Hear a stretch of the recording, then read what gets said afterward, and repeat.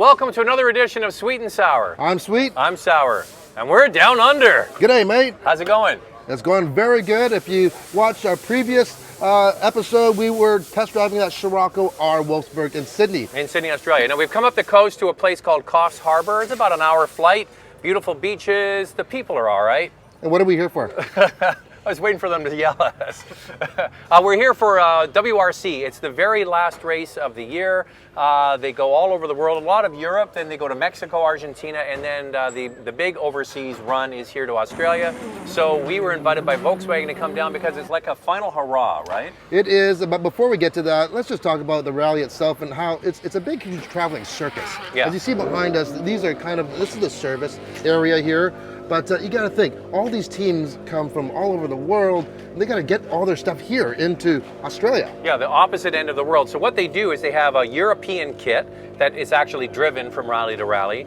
And they have a mobile kit, and everything that you see here goes into shipping containers and is shipped. The cars, however, are designed that they can fit into specially made containers and go on any aircraft that can take, the storage bins. Yeah. They can fly them. So when the cars are done here, within 48 hours, they'll be back in Germany. But it is a big deal to move this type of operation that far, like just to get here for ourselves. Yeah. It's a 16-hour flight. 16 hours, and you arrive in Sydney fresh.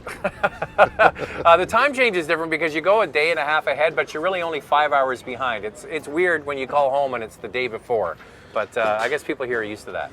Well, one thing, first of all, so rally racing, what is it? Mm-hmm. You're not racing against anyone else, really. You are, but you're racing against the time. Yeah. What they do is they have stages, and the way that WRC has evolved, they used to do long stages, and then this whole cavalcade that you see behind us would move in big mobile trucks with the group.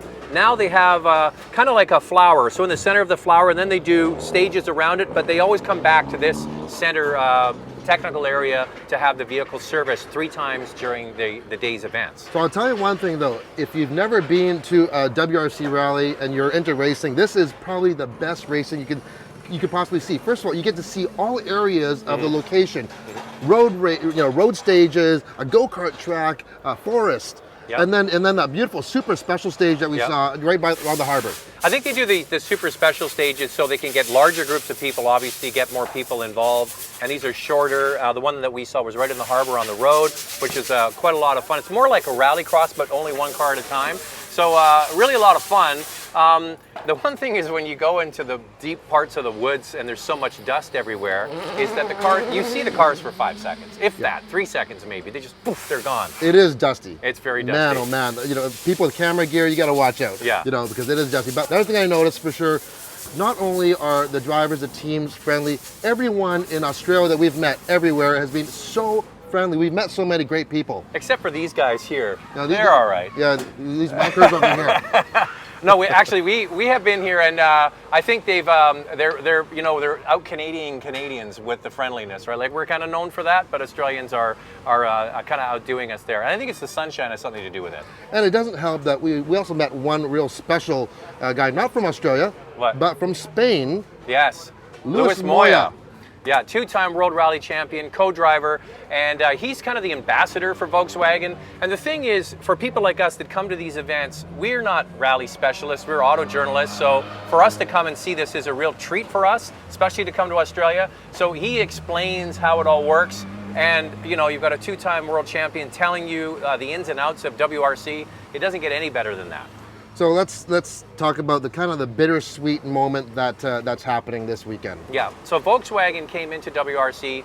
So 5 years ago they started to develop the car, and 4 years ago they entered, and they've won all 4 years in a row, which is an amazing accomplishment. So they win for constructors, team, drivers, and the driver as well. And so it's a massive amount of wins, and in the season, almost all of the wins have gone to Volkswagen. So they're not going to be racing any longer. This is the final season. Now some could speculate it's political reasons. There's other things going on at Volkswagen they might want to concentrate on. But you could also argue that they've done it. They've won 4 years in a row, and they're going to focus on something else. They've got nothing else to prove. Well, no. They've basically broken every record. Yeah. 4 world champions consecutive. What more do you need? Well, the thing is, the team, it is bittersweet because, like Seinfeld left on top, they're leaving on top. People want to see more. But yeah, the team is going to stay together and do some other things. What that's going to be, we're going to have to wait and see. So that's it for another edition of Sweet and Sour in Down Under. Down Under. We should flip the lens upside down. You ready? We got to do it. Ready? One more time. Sweet and Sour.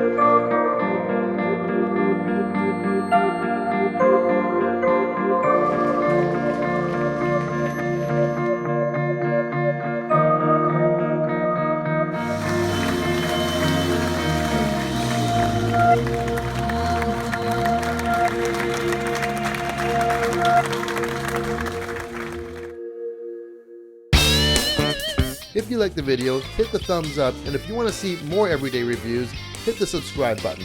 Thanks for watching.